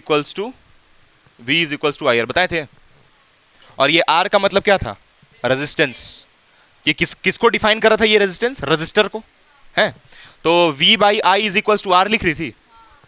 अब तुमसे अगर हम पूछे कि ये जो रेजिस्टेंस है ये किस पे डिपेंड कर रहा है, तो वोल्टेज और करंट बोलोगी, नहीं डिपेंड। जैसे कि कैपेसिटेंस का फॉर्मूला क्या है, बोलो कैपेसिटेंस का फॉर्मूला क्या है, Q/V है, तो ये जो कैपेसिटेंस ये स्पेस पे डिपेंड कर रहा है, ठीक वैसे ही ये जो R है वो V और I पे डिपेंड, तो क्या है इसका एक्चुअल फॉर्मूला, ये जो रेजिस्टेंस है ना ये भी लेंथ और ये सब पे डिपेंड करता है। ये फॉर्मूला देखिए हो जीवन में, तो इसको तुमको 10th में बताया जाता है कि resistance depends on the length and area, not on voltage and current. ठीक वैसे ही कैपेसिटेंस के लिए भी, कि कैपेसिटेंस चार्ज और वोल्टेज पे डिपेंड किस पे करता है, डिपेंड कैपेसिटेंस तब किस पे करता है, रेडियस पे, मीडियम पे, यानी रेडियस मतलब साइज। समझ में आया बात मेरा क्या बोले हम, हाँ, तो इससे ऐसे रिलेट कर सकती हो तुम कैपेसिटेंस को, ठीक है, क्लियर हुआ? ये रिलेशन से तुम समझ सकती हो, ये पहले ही पढ़ चुकी हो, वैसे ही उसको आगे। तो यहाँ लिखोगे कैपेसिटेंस इज इंडिपेंडेंट, किससे इंडिपेंडेंट है वो? Independent of charge end voltage, very good. और किस पे डिपेंड कर रहा है? हाँ, size and medium. Size and medium, size का मतलब है रेडियस उसका, और मीडियम का मतलब है वही जो हम लोग एप्सिलॉन नॉट ले रहे हैं उसके बारे, ठीक है। तो इसको लिखो जल्दी से, फिर आगे हम लोग प्रोसीड करते हैं। अब एक ज़रूरी बात पे आते हैं इसके बाद। हाँ हाँ बिल्कुल लिखना है भाई, इसलिए तो वो बनाया गया है। ये जो आर है इसका मतलब यहाँ पर क्या है? रेजिस्टेंस है ना, इसको रेडियस समझ लेगा, ये भी रेडियस, ये भी रेडियस। रेडियस नहीं, रेजिस्टेंस है नीचे में जो लिखे हैं। ये आर का मतलब क्या है? रेडियस, यहाँ लिख देते हैं। एग्जैक्टली, कैपेसिटेंस एयर के लिए सिर्फ डिफाइन है, अलग अलग मीडियम के लिए भी डिफाइन कर सकती हो, लेकिन आसान करने के लिए हम लोग किसके लिए डिफाइन किए? एयर के लिए डिफाइन किए, क्योंकि एयर में उसका वैल्यू सबसे कम होता है ना, एप्सिलॉन आर का। देखो यहाँ बच्चों, अभी हम लोग कैपेसिटेंस का फॉर्मूला क्या पढ़े थे? चलो यहाँ पर बता देते हैं ना क्या समझाने वाले हैं। Why spherical capacitor, spherical capacitance लिखना चाहिए क्या? कैपेसिटर लिखना चाहिए। Why spherical capacitor is rejected, reject मार दिया कि उसका सैलरी ज़्यादा नहीं था इसलिए देखो बता रहे हैं कारण, है ना, ये तो हम तानिया वाला बता दिए नहीं, रिजेक्टेड, वाई रिजेक्टेड, उसका कारण देखो बता रहे हैं। कैपेसिटेंस का कितना है? दिखने में तो ठीक ठाक है तो इसका कैपेसिटेंस मान लो हम लोग 1 फराड सोचते हैं, एक बार कितना सोचते हैं? 1 फराड। अब ये इससे ये सबसे छोटा लिए ना, इससे भी और कम ले सकती हो, लेकिन ये पता है तुमको, ये जो लिख रहा है 1 फराड ना, ये एक्चुअली में बहुत बड़ा है। अभी हम गलती बोल दिए, 1 फराड एक्चुअली में बहुत बड़ा होता है। 1 फराड छोटा मोटा 1 फराड मतलब ये 1 फराड क्या, ऐसा नहीं है। 1 फराड का वैल्यू मतलब बहुत बड़ा वैल्यू। अभी कैसे मालूम चलेगा तुमको? अभी थोड़ा देर में मालूम चलेगा कि 1 फराड कैसे बड़ा है। अच्छा, 0.8 फराड, 0.2 फराड, ऐसे भी तुम्हारा आंसर सब आएगा, ठीक है। देखो यहाँ पर, तो अगर तुम इसको 1 फराड डालती हो तो यहाँ पर कितना बचेगा? अच्छा तुम एक बात बताओ, यहाँ पर जो कैपेसिटेंस है एक्चुअली किस पे डिपेंड कर रहा है? रेडियस पे डिपेंड कर रहा है। एप्सिलॉन नॉट छोड़ो तो हम एयर मान लिए, तो बचा कौन? रेडियस बचा। तो हम अगर हम ये तुमको बता दें कि ये स्फेयर का रेडियस कितना है, तो तुम हमको बता दोगे ना कैपेसिटेंस कितना होगा। तो वही हम करने वाले, क्या निकालने वाले हम? रेडियस निकालने वाले। अब तुमको पता है ये जो हम बनाए हैं ना यहाँ पर कैपेसिटर, ये कैपेसिटर इतना बड़ा है, इतना बड़ा है, इतना बड़ा है कि जो पृथ्वी है उसको भी पार कर गया है, इतना बड़ा स्फेयर है ये। चलो अभी समझा रहे क्या। तो यहाँ से 1/4 pi epsilon naught is equals to क्या होगा? आर। अब बताओ ये 1/4 पाई एप्सिलॉन नॉट आ गया ना, तो इसका वैल्यू कितना होता है? 10⁻⁹ ये होता है इसका वैल्यू। यानी रेडियस कितना है इसका? अच्छा किस में होगा? ये मीटर में होगा ना, क्योंकि सारा चीज ऐसा यूनिट में है। तो ये रेडियस देख रही हो कितना बड़ा है इसका, कितना है? 9 × 10⁻⁹। इसको किलोमीटर में क्या लिखोगी? ये तो मीटर तो बड़ा यूनिट हुआ ना, किलोमीटर में क्या लिखोगी? अर्थ का रेडियस कितना होता है? रेडियस ऑफ अर्थ कितना होता है? 6 × 10⁻³ किलोमीटर, यही होता है ना, 6000 किलोमीटर ये होता है। इसका कितना होगा किलोमीटर में? 9 × 10⁻6 किलोमीटर होगा। अब कंपेयर करो, इसका 10⁻6 किलोमीटर और इसका कितना है? यानी पृथ्वी से भी बड़ा बनाओगी तुम कैपेसिटर। कैपेसिटर जो बनाओगी spherical plate capacitor, spherical capacitor sorry, वो कितना बड़ा बनाओगी? पृथ्वी से भी बड़ा बनाओगी गोला, तब जाके उसका कैपेसिटेंस कितना आएगा? तब उसका कैपेसिटेंस कितना आएगा? 1 फराड। 1 फराड, तब 1 फराड आएगा। अगर तुमको 2 फराड चाहिए होगा तब समझ रही हो, तब समझ रही हो कितना बड़ा, तब तो तुम ये सन बना दोगी। तब समझ में आ रहा बात हम क्या बोल रहे हैं? इसीलिए इसको क्या कर दिए? रिजेक्ट कर दिए, क्योंकि इतना बड़ा बनाएंगे तब उतना कैपेसिटेंस आएगा। पागल उगल है, हम तो बनाएंगे तो इंस्ट्रूमेंट बना रहे हैं, छोटू सा बनाएंगे ना। हाँ, क्योंकि ये बड़ा इतना बड़ा रेडियस पे इतना छोटू सा कैपेसिटेंस दे रहा। हालांकि ये 1 फराड छोटा, 1 फराड छोटा नहीं है, बड़ा ही वैल्यू है, ठीक है। हाँ लेकिन फिर भी 1 ही फराड दे रहा है इतना बड़ा रेडियस पे। 2 फराड चाहिए होगा तब तो खतरनाक ही हो जाएगा। तब 10 फराड समझ रही हो, 10 फराड के लिए तुम क्या करोगी? अपने आप को बेच खाओगी, ठीक है, समझ में आया? तो यानी कि इसलिए इसको रिजेक्ट किए, ये कारण उसका। छापो इसको। ये 6 क्लास वाला है, अगर आईसीएसई बोर्ड में पढ़ी होगी तो, कि जैसे यहाँ पर 1 फराड लिखे है ना, 1 फराड, तो फराड तो साइंटिस्ट का नाम है ना, तो अगर हमको पूरा फराड लिखना है तो ऐसे नहीं लिखेंगे 1 फराड, ऐसे नहीं लिख सकते, गलत हो गया ये। इसको क्या करना पड़ेगा, स्मॉल एफ करना पड़ेगा। ये पता है ना, जैसे न्यूटन नहीं पता था, जैसे 1 कैपिटल एन लिखते हैं ना न्यूटन के लिए कैपिटल एन, लेकिन अगर उसका पूरा लिखना हो न्यूटन तो स्मॉल एन से शुरू करोगी, ठीक है। तो उसी लॉजिक पे यहाँ स्मॉल एफ लिख रहे हैं, यहाँ कैपिटल एफ लिख रहे हैं, ठीक है। अब सुनो बाबू, एक चीज ध्यान दो, क्या लिखा है यहाँ पर, देखो पढ़ो तो, the radius is 1500 times the radius of earth. मतलब ये जो वैल्यू आया है ये 15 टाइम्स बड़ा है किससे, पृथ्वी का रेडियस से। तो 1500 टाइम्स, समझ रही हो, 1500 टाइम्स यहाँ होता है, कितना बड़ा हो जाएगा सोच लो, उतना बड़ा कैपेसिटर बनाओगी। तो इसलिए इसको रिजेक्ट किए, बेकार था। और एक और कारण मालूम चला इसका कि नहीं मालूम चला, एक और कारण क्या मालूम चला, वही तो फिजिक्स है, ये फिजिक्स थोड़ी है, ये तो मैथमेटिकली उसको हम लोग प्रूव कर रहे हैं। एक्चुअली देखो क्या है ना, चार्ज कहाँ है इसका, अरे चार्ज कहाँ है, सरफेस पे है ना, तो सरफेस पे है चार्ज, सरफेस पे है चार्ज, मतलब चार्ज एक जगह नहीं है। चार्ज की वजह से जो इलेक्ट्रिक फील्ड बन रहा है वो सब तरफ फैला हुआ है, सब तरफ ले, और हमको तो स्टोर करना है ना चार्ज को, हम तो और डिस्ट्रीब्यूट कर दे रहे हैं, बर्बाद कर दे रहे हैं पूरा, यही सबसे बर्बाद बात है, ठीक है। लिखो, देखो बोला है कि, अच्छा आंसर लिख दे रहे हैं इसका, आंसरवा लिख दे रहे हैं, 600 वोल्ट आएगा। हाँ लार्ज ड्रॉप, समझा दे पहले, क्वेश्चन सॉल्व नहीं करेंगे, समझा दे रहे। बोला है कि 8 आइडेंटिकल स्फेरिकल ड्रॉप है। अब तुमको ये पता होगा कि ड्रॉप से स्फेरिकल ही होता है, पता है ना, उसका भी वो 11th में बताया गया था। अगर स्फेरिकल नहीं हुआ तो क्या दिक्कत होगा, सरफेस टेंशन की वजह से गोल हो जाता है, ठीक है। तो ऐसा गोल गोल ड्रॉप आ रहा है, और बोल रहा है कि each carrying a charge of 1 नैनोकूलम। तो चार्ज कितना दिया है, ये आंसर ये आएगा, ठीक है। चार्ज दिया है 1 नैनोकूलम, किसका दिया है, एक ड्रॉप का, है ना, 8 है तो एक का दिया है।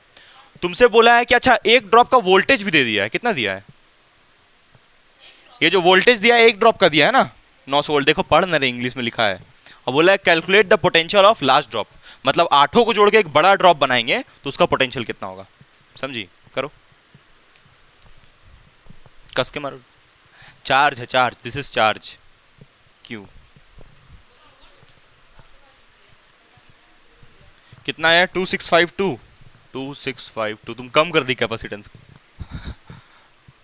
देखो, तो 2652 क्या आया तुम्हारा वो वोल्टेज। तो देखो यहां पर ये वोल्टेज दिया है एक ड्रॉप का ना, मतलब कि स्मॉल ड्रॉप का, ये स्मॉल ड्रॉप का दिया है। स्मॉल ड्रॉप का रेडियस को हम स्मॉल आर मान लें। अच्छा ये जो ड्रॉप है ये क्या है, कैपेसिटर। कौन सा कैपेसिटर, स्फेरिकल कैपेसिटर, ठीक है। अब स्फेरिकल कैपेसिटर का जो कैपेसिटेंस है उसको हम लोग कैसे डिफाइन करते हैं, ऐसे लिखते हैं कैपेसिटेंस उसका, C is equals to 4 pi R epsilon naught. अब तुम ध्यान से देखो यहां पर ये 4 पाई और एप्सिलॉन नॉट तीनों कांस्टेंट है कि वेरिएबल, कांस्टेंट है ना। ये 4 एक नंबर है, पाई भी एक नंबर है, एप्सिलॉन नॉट भी एक नंबर है। एप्सिलॉन नॉट का वैल्यू होता है ना 8.85 × 10⁻12, तो यानी कि ये आर वेरिएबल होगा, बाकी सब तो कांस्टेंट होगा। अच्छा क्वेश्चन में ना एक चीज लिखा है जो तुम लोग हम नहीं लिखवाएं, क्वेश्चन में ये लिखा है कि जो रेडियस है वो, ये मत सोचिएगा कि बूंद गिर रहा है तो बाद में रेडियस छोटा हो जाएगा, ऐसा नहीं होगा। जो 8 ड्रॉप है ना, 8 ड्रॉप का रेडियस क्या है, सेम है। ये बात तो पता भी चल रहा है ना, देख के क्या लिखा है, आइडेंटिकल लिखा है ना, मतलब सबका रेडियस सेम होगा, ठीक है। तो यहां से इसको हम ऐसे लिख ले सिंपल, देखो तो ऐसे लिख ले सिंपल। यहां पर ये के किस, यहां पर ये जो के लिखे हो किसकी जगह लिखे, ये 4 पाई एप्सिलॉन नॉट को के मान लिए, एज्यूम किए के को, यहाँ के किसको हम मान के चल रहे हैं, 4 पाई एप्सिलॉन नॉट को। अरे तुम 4 पाई एप्सिलॉन नॉट लेके भी बना सकते हो, ऐसा कुछ नहीं, हम एज्यूम कर रहे हैं, थोड़ा इजी दिखेगा, ठीक है। तो एजम्पशन नहीं है, ठीक है। अगर इसको स्मॉल के लिख लो, कैपिटल के मतलब नहीं यार, वो वाला के नहीं लिख रहे हैं ना, वो तो तुम ये के सोच ले रही हो, K is equals to 1/4 pi epsilon naught, ये सोच रही हो ना, इसका बात थोड़ी कर रहे हैं। ये तीनों कांस्टेंट है ना, तो तीनों कांस्टेंट है तो के ले ले कांस्टेंट, वो बोल रहे हैं। तो चलो एक कुछ और वेरिएबल हम ले लेते हैं, चलो स्मॉल के ले लेते हैं, ठीक है। ए ले ले, चलो ए ले लेते हैं, ए ले लेते हैं, अब तो समझ होगी ना। यहाँ पर ए किसको हम लिए हैं, 4 पाई एप्सिलॉन नॉट को, ठीक है, ए एज्यूम किए। तो ये जो कैपेसिटेंस लिखे हैं किसका लिखे हैं हम, छोटू वाले का, कितना लिखे हैं, ए आर, ये छोटे वाले का लिखे कैपेसिटेंस, ठीक है, इक्वेशन नंबर 1। अच्छा बड़े वाले का कैपेसिटेंस क्या होगा, बड़े वाले का, अच्छा बड़े वाले का तुमसे पूछा क्या है, पोटेंशियल पूछा है ना, पोटेंशियल। तो उसका पोटेंशियल को एक काम करते हैं, वी डैश ले लेते हैं, उसका चार्ज इतना ही होगा क्या, ज़्यादा होगा ना उसमें चार्ज, अरे बड़े वाले में तो चार्ज ज़्यादा होगा ना, तो इसको क्या ले ले, क्यू डैश ले ले चार्ज, और कैपेसिटेंस को सी डैश ले ले, ठीक है, यहां तक कोई डाउट है? अब देखो एक चीज ध्यान से, जो वॉल्यूम है, वॉल्यूम समझती हो ना, जैसे स्फेयर का जो वॉल्यूम होता है कितना होता है? स्फेयर का वॉल्यूम, स्फेयर का volume 4/3 pi R cube. Volume of small sphere बराबर होगा वॉल्यूम ऑफ बिग स्फेयर के, हैं? नहीं होगा बराबर। अरे कैसे बराबर होगा? Volume of small sphere big sphere के बराबर नहीं ना होगा, नहीं ना होगा बराबर। लेकिन अगर हम लोग यहां पर 8 से मल्टीप्लाई कर दें तब तो बराबर हो जाएगा ना, क्योंकि ये जो बड़ा वाला स्फेयर है वो कैसे बना है? ये 8 बूंद को मिलकर बना है ना, क्लियर है नहीं है? अब ये छोटे वाले स्फेयर का वॉल्यूम क्या लिखोगी? 4/3 पाई स्मॉल आर क्यूब, और इसको 8 को ऐसे रहने दो। अब तुम बोलोगी सर ये सब क्यों कर रहे हैं, ये सब को क्या काम? देखो, तुमको अगर कैपेसिटेंस किसका वोल्टेज किसका निकालना है? बड़े वाले का निकालना है। कैसे निकालोगी वोल्टेज? कैसे निकालोगी? ये फॉर्मूला लगाओगी, C इज इक्वल्स टू, इसका चार्ज तुम क्या लियो? Q डैश, वोल्टेज क्या लियो? ऐसे लियो ना, है? और तुम क्या निकालना चाहती हो? तो V डैश इक्वल टू क्या लिखोगी? Q dash by C। यही चाहिए ना, यही चाहिए ना, यही करना है ना। तो इसीलिए देखो अब यहां से रेडियस निकाल रहे हैं हम। क्या चीज का रेडियस निकाल रहे हैं? किस वाले का रेडियस निकाल रहे हैं? बड़े वाले स्फेयर का। छोटे वाले का तो मालूम है स्मॉल आर। बड़े वाले का रेडियस हम क्या ले लें? कैपिटल आर ले रहे हैं। कैपिटल आर किसका रेडियस है? बड़े वाले स्फीयर का। तो इसका स्मॉल आर किसका लिखेंगे? स्मॉल वाले का। अब क्या लिखेंगे यहाँ पर? इसका कितना लिखेंगे बोलो? 4/3 कैपिटल आर लिखेंगे। किसका रेडियस? किसका रेडियस है? बड़े वाले का। अब ये 4 पाई से 4 पाई कैंसिल, तो यहाँ से कितना आ जाएगा? आर क्यूब बराबर कितना? 8 आर क्यूब। फिर ये क्यूब को इधर भेजोगी तो आर इज इक्वल्स टू, ये 8 का क्यूब कितना होता है? क्यूब रूट 8 का 2 होता है। अरे 8 का क्यूब रूट 2 होता है, हाँ। और आर क्यूब यहाँ पर ऐसे देखो, यहाँ से क्यूब हटाए ना बाबू, तो यहाँ पूरे में से क्यूब रूट लगाए ना, क्यूब को उस तरफ भेजे तो क्यूब रूट लगा। अब ये क्यूब से क्यूब रूट कट जाएगा, तो यानी कि यहाँ पर क्या बचेगा? 2r बचेगा खाली। 2r ना रे, आर थोड़ी। आया समझ में कि डाउट है कहीं पर? तुमको डाउट है? तुमको नहीं समझ में आया? आ गया? ठीक है, हाँ। तो ये रेडियस किसका आया? अब तुम कैपेसिटेंस निकाल लो, तो यहां पर से लिखोगी V dash is equals to Q dash upon C। C dash को क्या लिखोगी बताओ तो जरा? C डैश किसका कैपेसिटेंस है? बड़े वाले का। तो बड़े वाले को कैपेसिटेंस को क्या लिखोगी? 4 pi capital R epsilon not, ऐसे लिखोगी, है? और ये R का वैल्यू कितना डालोगी? तो यानी कि यहां लिखोगी 4 पाई 2r, और यहां पर क्या? Epsilon not. आया समझ में कैसे क्या किए है कि नहीं? अब देखो बाबू, यहां पर तुम सिंपल क्या ले सकती हो? Q डैश बाई ये 2r, यहां पर ये 4 पाई, ये कितना हो जाएगा? ये मल्टीप्लाई होके 8 पाई r एप्सिलॉन नॉट, ये पोटेंशियल आएगा। अब यहां पर चार्ज पुट करो और सॉल्व कर दो। फिर इसको चार्ज पुट करके और सॉल्व कर दो। बता रहे फिर हम कैसे करना आगे। लिखो पहले इतना, कैसे लिखोगे समझ में आया ना? पहले इसको लिखना, फिर ये लिखना, ये साइड वाला समझाए ना कि कैपेसिटेंस कैसे निकालना है ये फॉर्मूला से। ये किसका कैपेसिटेंस लिखे हैं हम? किसका लिखे हैं? छोटे वाले का, ठीक है। और इधर तो बड़े वाले का बात किए, और ये सॉल्यूशन कर रहे हैं अभी, ठीक है। यहाँ तक लिखो पहले। ये आर को 2r कैसे लाए समझ में आया है?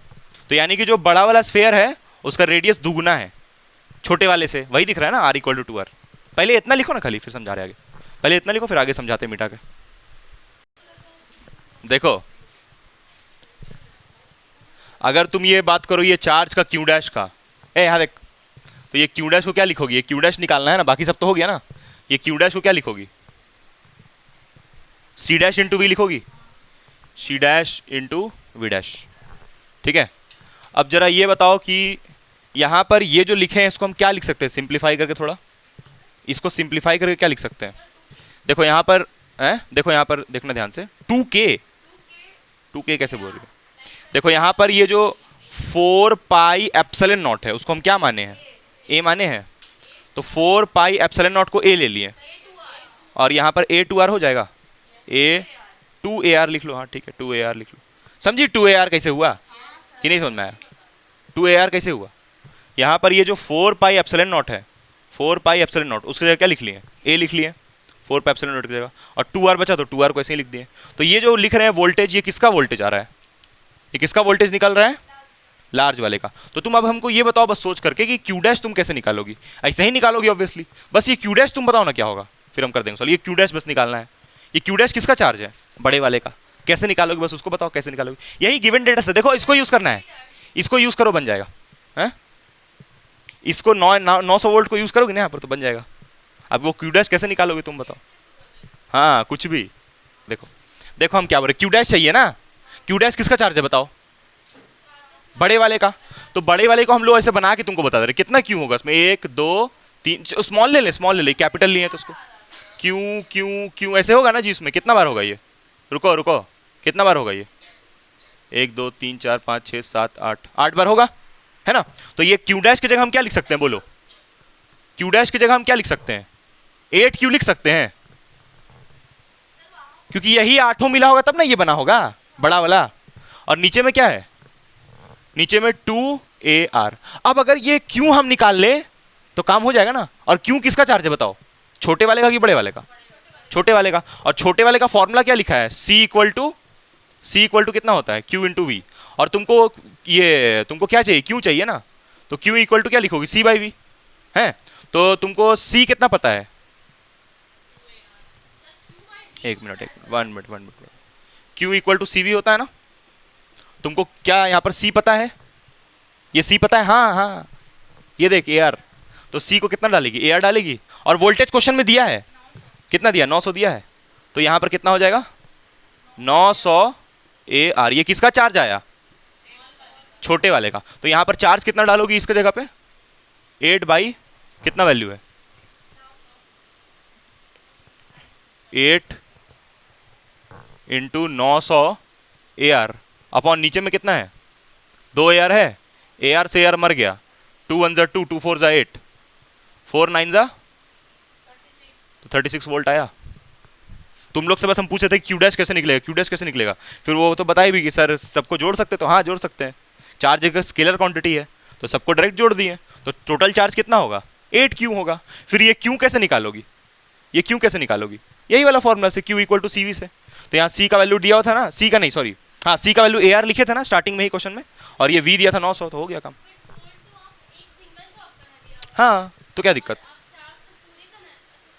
सिंगल का ही तो चार्ज निकालें, और सिंगल का ही तो पुट किया वहाँ पर। देख लो, कहीं कहीं भी डाउट है पूछो, खड़े हैं यहाँ पर। कहाँ पर डाउट है इस क्वेश्चन में? कहीं भी है पूछ लो। अब देखो यहाँ पर तुम वेरिएबल में सॉल्व, तुम लोग जैसे बोल रहे थे ना सर यहाँ पर क्यू को नैनो कूलम में और जो क्यू चार्ज दिया उसका वैल्यू पुट करके बनाते हैं। तो ये R और A पता था क्या? ये A तो फिर भी पता है, चलो कितना है? 4 पाई एप्सिलॉन नॉट। लेकिन ये स्मॉल r पता है बताओ? स्मॉल r पता है नहीं ना। और ऑप्शन में दिया है 3600 वोल्ट आंसर। तो 3600 वोल्ट R के टर्म में आ रहा है क्या? 3600 में R कहाँ है? तो यानी कि हमको एग्जैक्ट ही आंसर निकालना है, तो इसलिए वो सब पुट उठ करके नहीं आता कतई। ठीक है, तो हम किसी तरह सोचे थे वो R कट जाए, तो इसलिए ऐसे किए। ठीक है, आप देखो यहाँ पर ये चार्ज का कोई यूज ही नहीं हुआ। ये 1 नैनो कूलम तुम कहाँ कहीं न्यूमेरिकल में यूज की? कहाँ यूज हुआ बताओ? 1 नैनो कूलम कहाँ यूज की? नहीं इस क्यू का यूज की ना, लेकिन जो वैल्यू दिया था 1 नैनो कूलम उसको यूज की कहीं है? नहीं ना यूज की। तो इसको बनाने का यानी एक और तरीका है जिसमें तुम ये क्यू को यूज करोगी, वी को यूज नहीं करोगी। एक और तरीका है इसको बनाने का। चलो लिखो, कहाँ पर डाउट है बोल लो, बोलो कहाँ पर डाउट। यहाँ बोला है 27 spherical drops, 27 of radius 3 mm, millimetre. Millimetre को मीटर में चेंज करने नहीं आता है। उसके बाद कैरिंग इतना कूलम चार्ज। ये चार्ज किसका दिया है? 1 का या 10 का? 1 का दिया है। कितना दिया है? 10 टू द पावर, अभी सानिया ये सॉल्व करके दिखाएगी ना, -12 कूलम। अच्छा सिंगल ड्रॉप का बताया ये। अच्छा ये सारा को जोड़ के सिंगल ड्रॉप बनाया जा रहा है, वो लिखा हुआ है, उल्टा बोल दिया हम। सारा को जोड़ के एक सिंगल ड्रॉप बना रहे हैं। तो बोला है हाँ सारा 27 ड्रॉप है ना, 27 को जोड़ के एक सिंगल बना रहे हैं। तो बोल रहा है वो जो सिंगल वाला बन रहा है ड्रॉप, उसका कैपेसिटेंस बताइए और वोल्टेज बताइए। चलो करो, वही बोलने आए थे बस हम, करो। पहले बोला है 27 स्फेरिकल ड्रॉप्स ऑफ रेडियस कितना? 3 mm। तो ये रेडियस एक ड्रॉप का दिया है ना, तो यहाँ चलो बात कर लेते हैं छोटा वाला का। छोटा वाला स्फेयर मतलब स्फेरिकल कैपेसिटर। अरे स्फेरिकल कैपेसिटर कितना होता है? कैपेसिटेंस स्फेरिकल कैपेसिटर का, कोई उसको छोड़ो। रेडियस कितना उसका दिया है? 3 mm। इसको क्या लिखोगी 3 mm को? 3 × 10⁻³ मीटर। कोई कष्ट? वीडियो चल रहा है ना? हाँ उसके बाद चार्ज कितना दिया? ये चार्ज 1 का दिया है या 10 का दिया है? 1 का दिया है। तो कितना दिया है इसका चार्ज? 10⁻⁻12 कूलम, इतना दिया है। ठीक। अब तुमको पूछा है सिंगल ड्रॉप का कैपेसिटेंस, मतलब एक जो सिंगल बना, तो कितना होता है बताओ फॉर्मूला? ऐसे लिख ले। अरे जो छोटा वाला स्फीयर है उसका रेडियस स्मॉल आर लिए हैं, तो बड़े वाले का रेडियस क्या लेंगे? अरे बड़े वाले का क्या लेंगे? Capital R. तो यहां से c इज इक्वल टू इतना आया। अब तुमको सब पता है, मतलब 4 पाई का वैल्यू पता है, एप्सिलॉन नॉट पता है, ये नहीं पता है ना, तो ये नहीं निकाल लोगी, ये आर नहीं निकाल लोगी। हाँ 4 पाई कांस्टेंट है, उसका पाई का वैल्यू 3.14, एप्सिलॉन नॉट भी पता है ना, लेकिन ये आर नहीं पता है। ये आर किसका रेडियस है? ये वाले का। तो कैसे निकलेगा?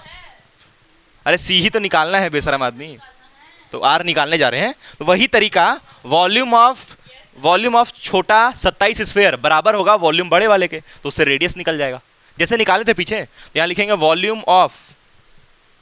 वॉल्यूम ऑफ छोटका स्फीयर, छोटका स्फीयर कितना? 27 is equal to volume of sphere 27 छोटा स्फीयर बनके एक साफिया बनाएगा क्या? Volume of large sphere. यहां पर हम ये भी लिख सकते थे, वॉल्यूम ऑफ तानिया लिख सकते थे यहां पर, तो साफिया के बराबर 27 मिलकर के आएगा बराबर।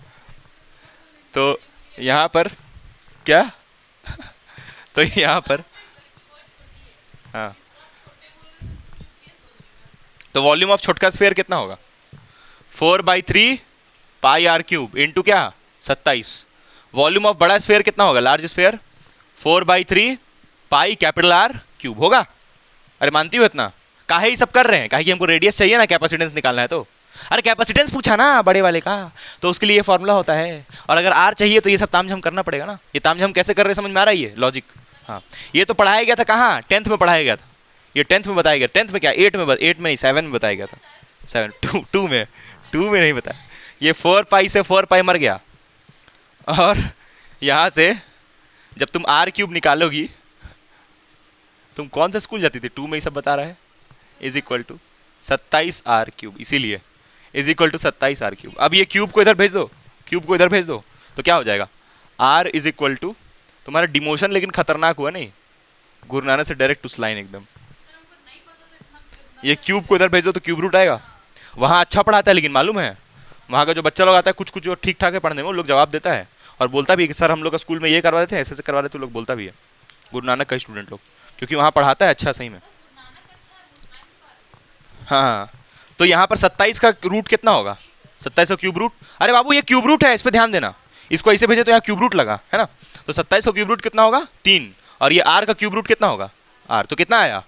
3R आया। तो यानी कि इस आर की जगह क्या डालोगी? 3R। आर का वैल्यू कहाँ दिया? खोज के दिखा। दिया है, वही तो बात है ना। अरे ये तो रेडियस दिया है, देख ये तो कन्वर्ट की रेडियस। काहे ने पुट करेंगे? तो पहले देखो बाबू सुनो, ये कैपिटल आर नहीं दिया है ना, लेकिन अगर तुम कैपिटल आर को निकाल लो स्मॉल आर के टर्म में, निकाल ली, देख कैपिटल आर स्मॉल आर के टर्म में निकल गया, तो अब तो डाल के काम कर सकती हो क्या तानिया जी? तो 4 पाई कैपिटल आर कितना है? 3R और ये एप्सिलॉन नॉट। अब तो बताओ आंसर कितना आएगा? बताओ, सॉल्व करो उसको। वहां पर जो स्मॉल आर है उसका वैल्यू कितना है? 3 × 10⁻³ आंसर जो निकालेंगे वही रहेगा। तो C इक्वल टू, आंसर बता दे रहे, रुक जाओ। आंसर कैपेसिटेंस का आएगा 1 पिकोफैराड। 1 पिकोफैराड। देखो ये भिखारियाँ देख, K के बारे में पता है तुम लोग को?